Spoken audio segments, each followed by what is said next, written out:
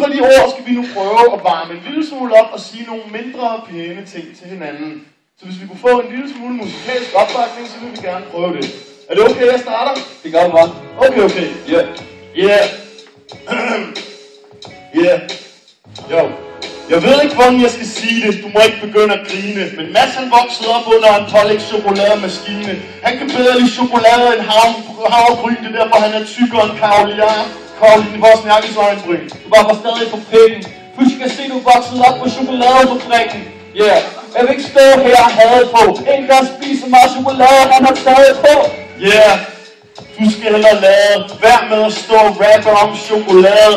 Han vil så gerne fremstå farlig, men han er mere fjollet end chokoladefabrikkens Charlie. Jeg ved, hvor lidt respekt ham han får i byen. Derfor kommer rocker-typer og smadrer hans øjenbryn. Yeah. Og hvad skal vi to lave? Din dårlige rapper-test, din fucking skovopgave. Jo, han kan ikke forstå det. Din skovopgave, der får du altid 0,3.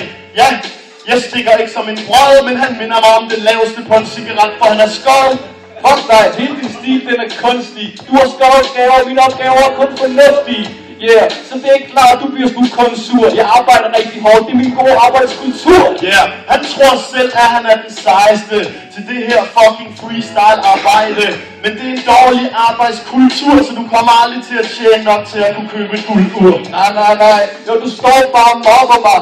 Så jeg står lige på scenen og tænker bare, fuck nu der. For jeg vil gerne stå her og fucking rappe. Men jeg tror, vi stopper her, før det minder om chikane.